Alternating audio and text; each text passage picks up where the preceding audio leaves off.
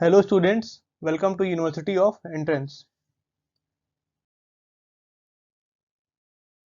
We will continue our series where we will deal with our next chapter, era of one party dominance. So हम लोगों ने अपने पिछले chapter में देखा था कि नेशन बिल्डिंग का पूरा प्रोसेस क्या था और कैसे कौन कौन सी चीजें प्रिंसली स्टेट्स का क्या रोल था, उसमें हमारे लीडर्स का क्या रोल था। फिर उसमें देखा हमने स्टेट रीऑर्गेनाइजेशन का पार्ट आया, उसमें देखा हमने कैसे ये प्रोसेस स्टार्ट हुआ और कैसे ये करके हमारी यूनिटी को इसने अफेक्ट किया और कैसे हमने इसे डील किया और कैसे कमिटीज बनी और उन कमिटीज के रिकमेंडेशंस आई, उन रिकमेंडेशंस के बेसिस पर हमारी कंट्री में एक्ट्स पास हुए। अब हम लोग आज अपनी उसी सीरीज को वहां से कंटिन्यू करेंगे और अपने अगले चैप्टर के फर्स्ट पार्ट को यहाँ पर डिस्कस करेंगे। ये हमारा एक इंट्रोडक्टरी टॉपिक होगा, इंट्रोडक्टरी चैप्टर होगा आज का यहाँ पर। तो हम लोग यहाँ पर सबसे पहले देखते हैं इस पूरे चैप्टर में हम लोगों को देखना क्या है, किन चीजों के बारे में हमें इस चैप्टर में पढ़ना है, इसका एक ब्रीफ आउटलुक लेते हैं। तो सबसे पहले हमें देखना है यहाँ पर कि कैसे हमारी कंट्री में जब हमें इंडिपेंडेंस मिली, तो इंडिपेंडेंस मिलने के बाद जो हमारा टारगेट था कि हमें एक डेमोक्रेटिक सोसाइटी को स्टैब्लिश करना है इन इंडिया, साथ ही साथ हमें एक डेमोक्रेटिक पॉलिटिकल सिस्टम को भी स्टैब्लिश करना है जहां पर हर सेक्शन ऑफ द पॉपुलेशन का क्या हो, वहां पर उनका वहां पर रोल हो, वो लोग भी वहां पार्टिसिपेट करें, ताकि जो डेमोक्रेटी है, जो डेमोक्रेसी है हमारी, उसकी जो वाइब्रेंट कलर्स हैं वो निकल करके बाहर आ सकें। तो उसके लिए चाहिए क्या होगा, सबसे पहले हमें जो जरूरत थी वो ये थी आफ्टर इंडिपेंडेंस कि कैसे हम फ्री एंड फेयर इलेक्शंस को कंडक्ट करवाते हैं। फ्री मींस कि जहां पर कोई कोअर्जन ना हो, जहां पर जो वोटर्स हों वो अपने वोट को जिससे देना चाहें उसे देने के लिए फ्री हो, और जो वहां पर कैंडिडेट्स हों वो अपना कैंडिडेचर फाइल करने के लिए फ्री हो।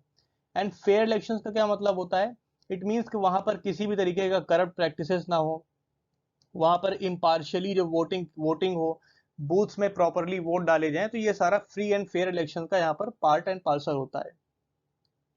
उसके बाद हमने यहाँ पर देखना है कि कैसे जब यहाँ पर पहले इलेक्शंस हमारे कंडक्ट करवाए जाएंगे, तो उसमें जो हमारा इंडियन नेशनल कांग्रेस है, जो कि फ्रीडम स्ट्रगल की लीगेसी को लेकर के पूरी हमारे सामने आ रही थी, इसने कैसे इन इलेक्शंस के थ्रू कांग्रेस पार्टी ने डोमिनेट किया मतलब majority of the provinces, it mean जो ज्यादातर स्टेट्स थे, एक दो तीन स्टेट्स को छोड़ करके वहां पर विधानसभा और लोकसभा इलेक्शन साथ में करवाए गए थे। तो लोकसभा इलेक्शन में बहुत ही ज्यादा मेजोरिटी के साथ कांग्रेस पार्टी आपको देखने को मिलेगी कि आती है, और विधानसभा इलेक्शंस में भी सेम टू सेम ही वहां पर रोल कांग्रेस पार्टी अपना प्ले करती है। It means through out the country, चाहे वो स्टेट हो या फिर वो सेंटर के लेवल पर हो, कांग्रेस पार्टी की आपको डोमिनेंस देखने को मिलेगी। उसके बाद हमें यहाँ पर यह देखना है कि कैसे स्टार्टिंग के फेज में तो कांग्रेस पार्टी रहेगी सेंटर में भी और स्टेट में भी, बट आफ्टर 2-3 इलेक्शंस क्या देखने को मिलेगा कि सेंटर में तो कांग्रेस पार्टी का होल्ड रहता है, बट धीरे धीरे क्या होता है, जो स्टेट्स हैं वहां पर हमें देखने मिलेगा, इट मीन जो विधानसभा इलेक्शंस होंगे वहां पर हमें देखने को मिलेगा कि धीरे धीरे जो अपोजिशन पार्टीज हैं वो कैसे उभर करके आती हैं, और इन अपोजिशन पार्टीज का क्या रोल होता है, इनकी क्या पॉलिसीज होती हैं। तो ये सारा कुछ है जो हम लोग अपने इस चैप्टर में देखेंगे। ये हमने यहाँ पर एक ब्रीफ आउटलुक लिया है इसका। अब यहाँ पर जब हमने लास्ट चैप्टर देखा था ना, तो वहां पर हमारा जो टॉपिक था वो था कि challenges of nation building. It means कैसे हम जो हमारा नेशन है, नेशन मीन्स जो वहाँ के लोग हैं, जो हमारी स्टेट्स हैं, जो हमारी पॉपुलेशन है, जो हमारे इंस्टीट्यूशंस हैं, उनको हम लोग कैसे बिल्ड करते हैं। बट जब हमने नेशन बिल्डिंग के प्रोसेस को पूरा कंप्लीट किया, ऑल्दो कंप्लीट तो नहीं हुआ है, नेशन बिल्डिंग का प्रोसेस कभी भी कंप्लीट नहीं होता है, ये कंटिन्यूअस प्रोसेस होता है। तो ये जो हमारा बिल्डिंग, जो हमारा डेमोक्रेसी को जो बिल्ड करने का प्रोसेस है, ये एक सब पार्ट है नेशन बिल्डिंग प्रोसेस का। तो यहाँ पर हमें क्या देखना है कि जो डेमोक्रेसी को बिल्ड करने का जो प्रोसेस है उसमें हमें क्या क्या चैलेंजेस देखने को मिले, कैसे हमने अपनी कंट्री के अंदर डेमोक्रेसी स्टैब्लिश की कैसे हमने इलेक्शंस के थ्रू, उसके बाद हमने उनको वोट करवाए, फिर उनकी क्या गवर्नमेंट्स बनेंगी, आपकी गवर्नमेंट्स बनेंगी, उनकी पॉलिसीज आएंगी, वो रूल्स पास करेंगी, एक्ट्स पास करेंगी। तो ये सारा डेमोक्रेसी का एक पार्ट है। उसके बाद सोसाइटी में कैसे हमने डेमोक्रेसी स्टैब्लिश की। हाउ एवर जो हमारा ये चैप्टर है इसमें हम लोग पॉलिटिकल डेमोक्रेसी के ऊपर ज्यादा फोकस करने वाले हैं। तो ये जो स्टोरी है हमारे इस चैप्टर की वो कुछ ऐसे स्टार्ट होती है कि जब हमारा कंट्री इंडिपेंडेंस हुआ, जब हमें इंडिपेंडेंस मिली, हमारी कंट्री को इंडिपेंडेंस मिली, तो हमने क्या किया, डेमोक्रेटिक फॉर्म ऑफ गवर्नमेंट को ऑप्ट किया। अब ये यहाँ पर फैक्ट क्यों है या ये यहाँ पर पढ़ने की जरूरत क्यों है? इसको जरूरत ये है कि उस समय जितनी भी दूसरी कंट्रीज को इंडिपेंडेंस मिल रही थी, जो कि थर्ड वर्ल्ड कंट्रीज थी, ओके, उन्होंने नॉन डेमोक्रेटिक रिजीम्स को ऑप्ट किया था, ना कि डेमोक्रेसी को। इसका मतलब क्या है? इसका मतलब ये है कि उन्होंने कभी भी, जितनी भी वहां पर दूसरी कंट्रीज थी, उन्होंने ये चूज ही नहीं किया कि उन्हें अपने यहाँ डेमोक्रेसी लानी है। अब आप लोग के अंदर क्वेश्चन आएगा कि क्यों नहीं चूज किया? बहुत ही नॉर्मल सी बात है, ये क्वेश्चन आना चाहिए। तो उसके पीछे रीजन डेमोक्रेसी खुद है। जो डेमोक्रेसी होती है उसका ये फीचर होता है कि उसके अंदर डिफरेंट ग्रुप्स होते हैं और उन डिफरेंट ग्रुप्स की अपनी वॉइस होती है और हर वॉइस का क्या है, अपना एक प्लेटफॉर्म होता है। इट मीन्स डेमोक्रेसी के अंदर डिफरेंट डिफरेंट आइडियाज को जगह दी जाती है, बट जैसे ही आप डिफरेंट डिफरेंट आइडियाज को जगह दोगे तो क्या होगा, वहां पर कॉन्फ्लिक्ट स्टार्ट हो जाएगा। वहां पर आपको देखने को मिलेगा कि लोग अपने व्यूज को लेकर के एक दूसरे से डिस्कशन करेंगे और डिबेट करेंगे, और कई बार ये डिबेट एंड डिस्कशन क्या है, काफी एग्रेसिव हो जाती है। और यही डिबेट एंड डिस्कशंस कई बार देखने को मिलता है कि ये कंट्री की यूनिटी और इंटीग्रिटी को भी अफेक्ट कर देता है। हालांकि ये आज को लेकर के ट्रुथ नहीं है, ये आज को लेकर के ये फैक्ट, ये आर्ग्यूमेंट वैलिड नहीं है, बट उस समय जब हमारी कंट्री में लिटरेसी रेट इतनी अच्छी नहीं थी, क्योंकि आर्ग्यूमेंट्स और डिस्कशन सिर्फ अच्छे तभी होंगे जब लोग लिटरेट होंगे, और उस समय हमारी country one of the most illiterate countries थी थ्रू आउट द वर्ल्ड। तो हमारे जो लीडर्स का ये चूज करना कि हम उस समय डेमोक्रेटिक रिजीम को स्टैब्लिश करेंगे, ये बहुत ही क्या है, ये एक कंट्रोवर्शियल, उस समय आप कह सकते हो, बहुत लोगों ने इसको कंट्रोवर्सी ऐसे क्रिएट किया। बहुत से लीडर्स है थ्रू आउट द वर्ल्ड, उन्होंने कहा कि इंडिया जो वोटिंग राइट्स दे रहा है, जो डेमोक्रेसी स्टैब्लिश कर रहा है, ये वर्क नहीं करेगी। तो बहुत से स्कॉलर्स ने इसको बहुत ही कंट्रोवर्शियल स्टेटमेंट दिया। बट जो हमारे विजनरी लीडर्स थे, वो इतने कॉन्शियस थे कि उन्हें पता था कि जो पॉलिटिक्स का रोल होता है वो डेमोक्रेसी के अंदर वो कितना इंपॉर्टेंट होता है। और ये पॉलिटिकल प्रोसेस जो है, हम अपने फ्रीडम स्ट्रगल के थ्रू क्या है, हम लोगों ने इसको मैच्योर कर लिया था काफी ज्यादा। हमारे लीडर्स को यहाँ पर ये चीज समझ में आ रही थी कि डेमोक्रेसी के अंदर डिबेट्स और डिस्कशन कितने इंपॉर्टेंट होते हैं। इनसे होता क्या है कि जो प्रॉब्लम्स होती हैं वो ऊपर आती हैं और उनका सोल्यूशन निकलता है। तो जो डेमोक्रेसी है और जो पॉलिटिक्स है, इसको हमारे लीडर्स ने कभी भी एज अ प्रॉब्लम नहीं देखा, रैदर इसको एक अपॉर्चुनिटी की तरह देखा, इसको एक प्रॉब्लम सॉल्विंग टूल की तरह देखा। क्योंकि इतनी ज्यादा डाइवर्सिटी थी हमारी कंट्री के अंदर, अगर हम यहाँ पर डेमोक्रेसी ना लेकर के आते तो क्या होता, डिफरेंट वॉइसेस को हम लोग सप्रेस करते और कहीं ना कहीं वो हमारे पूरे कंट्री के प्रोसेस से बाहर चले जाते और हमारी यूनिटी एंड इंटीग्रिटी को क्या होता, अफेक्ट होता। तो इसी के साथ हमने डेमोक्रेसी को चूज किया, और बस ये बहुत ही नॉर्मल सा पॉइंट है जो मैंने एक्सप्लेन किया आप लोगों को यहाँ पर। और इसको चूज करते ही हम लोगों ने कैसे चूज किया होगा, तो बहुत ही नॉर्मल सी बात है, बहुत ही सिंपल सा इसका आंसर है। वो है कि हमने अपने कॉन्स्टिट्यूशन ऑफ इंडिया के अंदर ये चीज इंश्योर की कि हमारे यहाँ proper free and fair elections होंगे। तो हमारा जो कॉन्स्टिट्यूशन ऑफ इंडिया है उसे अडॉप्ट किया गया था ऑन 26 ऑफ नवंबर 1949। ये बहुत एक इंपॉर्टेंट फैक्ट है, यहाँ पर जो भी मैंने अंडरलाइन कर रखा है, ये चीज डायरेक्टली एग्जाम में आती है कि 26 नवंबर 1949 को हमने अपना कॉन्स्टिट्यूशन अडॉप्ट किया। इसे साइन किस दिन किया गया था? ओके, तो इसे साइन किया गया था 24 ऑफ जनवरी 1950। और ये इफेक्ट में कब से आया? इफेक्ट में आया 26 ऑफ जनवरी 1950। तो अडॉप्ट करने का मतलब ये है कि कॉन्स्टिट्यूएंट असेंबली जो हमारा कॉन्स्टिट्यूशन को बना रही थी, उन्होंने किस दिन अडॉप्ट किया? तो ये डेटा आपको प्रियम्बल ऑफ इंडिया में, कॉन्स्टिट्यूशन ऑफ इंडिया में देखने को मिलेगी। उसके बाद इसको क्या है, ऑफिशियल सिग्नेचर किस दिन मिला होगा? तो वो उसकी डेट ये है। और ये सिग्नेचर में जब ऑफिशियल सिग्नेचर हुआ होगा तो उसमें लिखा रहा होगा कि ये कब से इफेक्ट में आएगा, तो वो डेट है 26 ऑफ जनवरी 1950। ये तीन डेट्स हैं, बहुत ही इंपॉर्टेंट है, और तीनों की टर्मिनोलॉजी बहुत ही इंपॉर्टेंट है कि अडॉप्ट कब हुआ, तो 26 of November, sign 24 of January, and in effect 26 of January. इसके बाद जब हमने अपने कॉन्स्टिट्यूशन में ये प्रोसीजर बना लिया कि इलेक्शन हमारा होगा, फ्री एंड फेयर होगा, उसमें वोटिंग राइट्स किसे किसे मिलेंगे, तो यहाँ पर क्या होगा, हम अब पहला इलेक्शन, यहाँ पर हमारी कंट्री धीरे धीरे आगे बढ़ेगी अपना पहला कंट्री का इलेक्शन को ऑर्गेनाइज करने की तरफ। ये पहला क्यों होगा?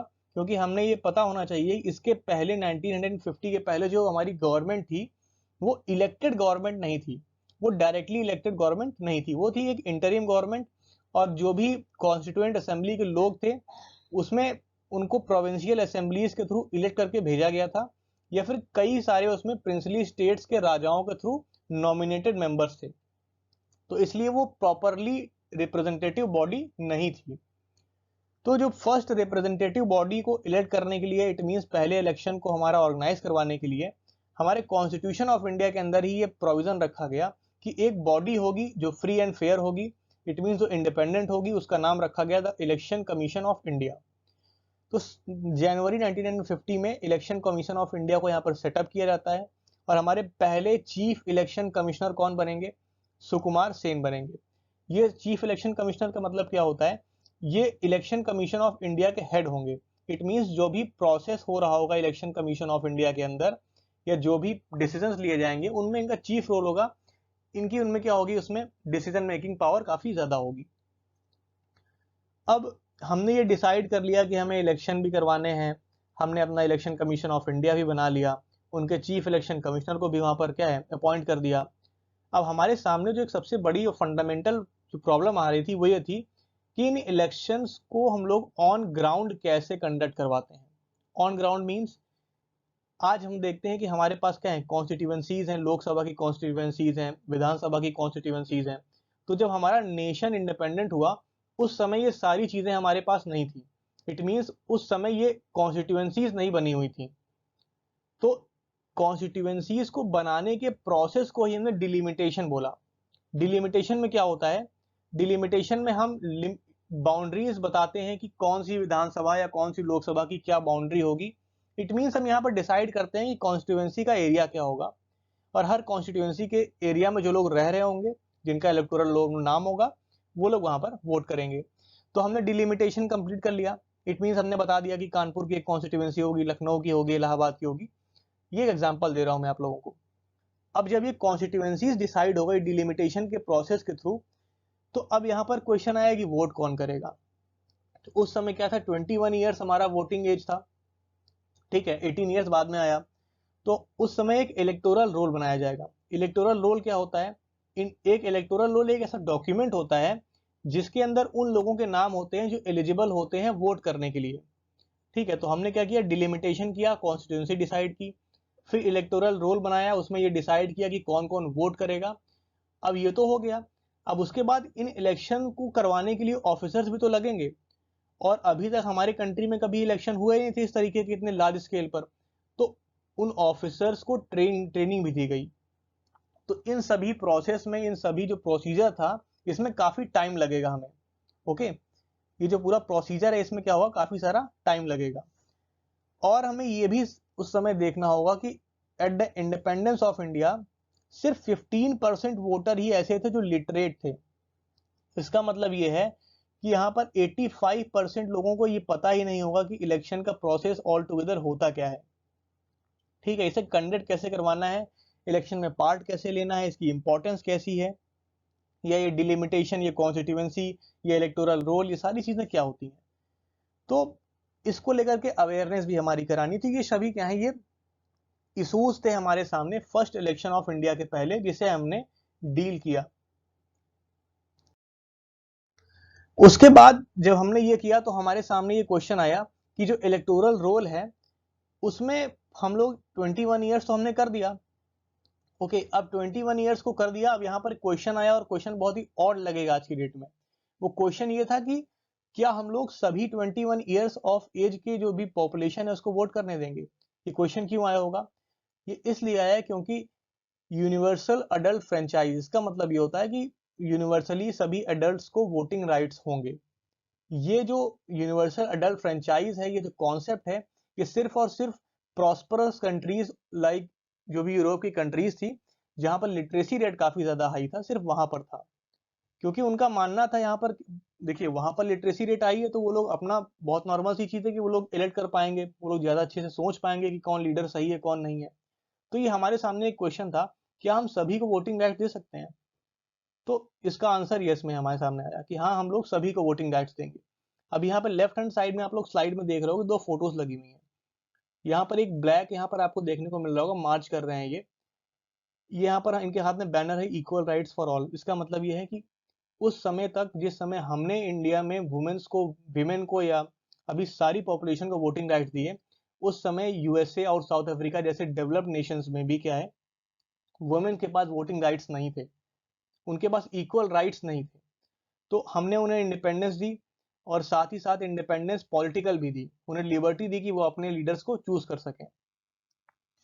तो उस समय क्या हुआ, जब हमने अपने कंट्री में वोटिंग राइट्स दिए वुमेन को, तो इंडिया पहले उन चंद देशों में से एक था जिन्होंने अपने कंट्री में वुमेन को वोटिंग राइट्स दे रखे हों।